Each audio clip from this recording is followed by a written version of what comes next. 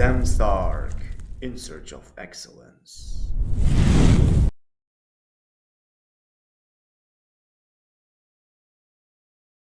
Part 3. You will hear two veterinary science students called Diana and Tim discussing their work placements and their course modules.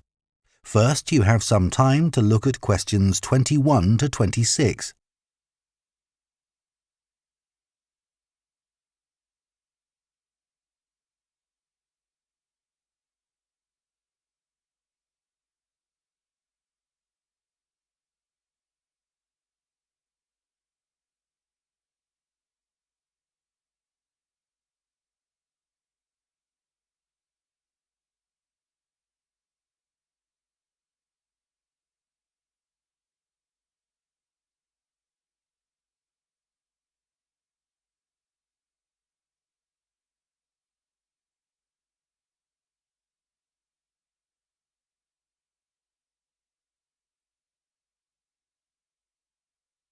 Now listen carefully and answer questions 21 to 26.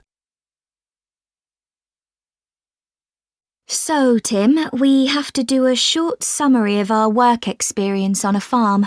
Right. My farm was great, but arranging the work experience was hard. One problem was it was miles away and I don't drive. And also, I'd really wanted a placement for a month, but I could only get one for 2 weeks.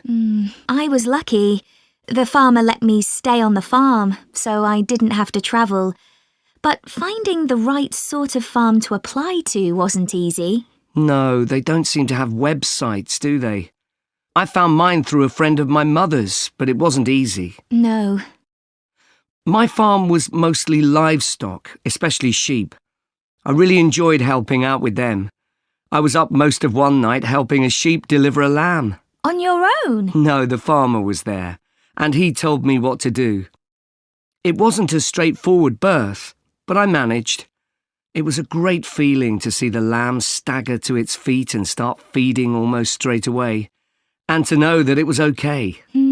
Then another time, a lamb had broken its leg, and they got the vet in to set it, and he talked me through what he was doing. That was really useful. Yes, my farm had sheep too. The farm was in a valley and they had a lowland breed called Suffolks, although the farmer said they'd had other breeds in the past. So were they bred for their meat? Mostly, yes. They're quite big and solid. My farm was up in the hills, and they had a different breed of sheep. They were Cheviots. Oh, I heard their wool's really sought after. Yes, it's very hard wearing, and they use it for carpets. Right. I was interested in the amount of supplements they add to animals' feed nowadays. Like, even the chickens got extra vitamins and electrolytes in their feed. Yes, I found that too. And they're not cheap. But my farmer said some are overpriced for what they are, and he didn't give them as a matter of routine, just at times when the chickens seemed to particularly require them. Yes, mine said the same.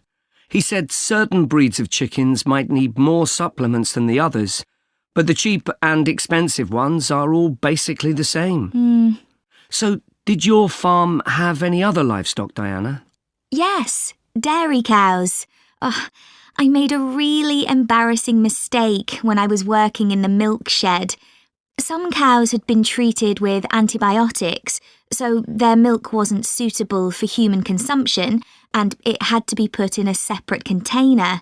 But I got mixed up, and I poured some milk from the wrong cow in with the milk for humans, so the whole lot had to be thrown away. The farmer wasn't too happy with me. I asked my farmer how much he depended on the vet to deal with health problems. I'd read reports that the livestock's health is being affected as farmers are under pressure to increase production. Well, he didn't agree with that, but he said that actually some of the stuff the vets do, like minor operations, he'd be quite capable of doing himself. Yeah, my farmer said the same, but he reckons vet skills are still needed. Before you hear the rest of the conversation, you have some time to look at questions 27 to 30.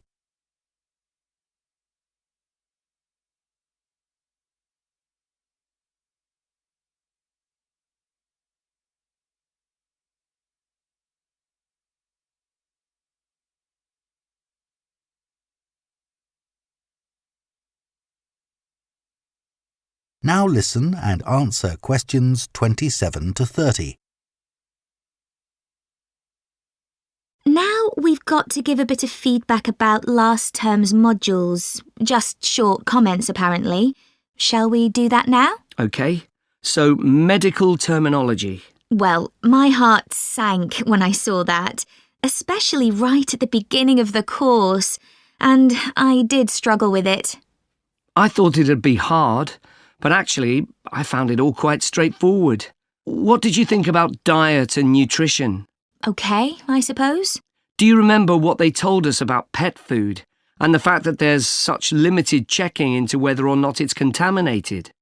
I mean, in comparison with the checks on food for humans, I thought that was terrible. I think the module that really impressed me was the animal disease one, when we looked at domesticated animals in different parts of the world, like camels and water buffalo and alpaca. The economies of so many countries depend on these, but scientists don't know much about the diseases that affect them. Yes. I thought they'd know a lot about ways of controlling and eradicating those diseases, but that's not the case at all.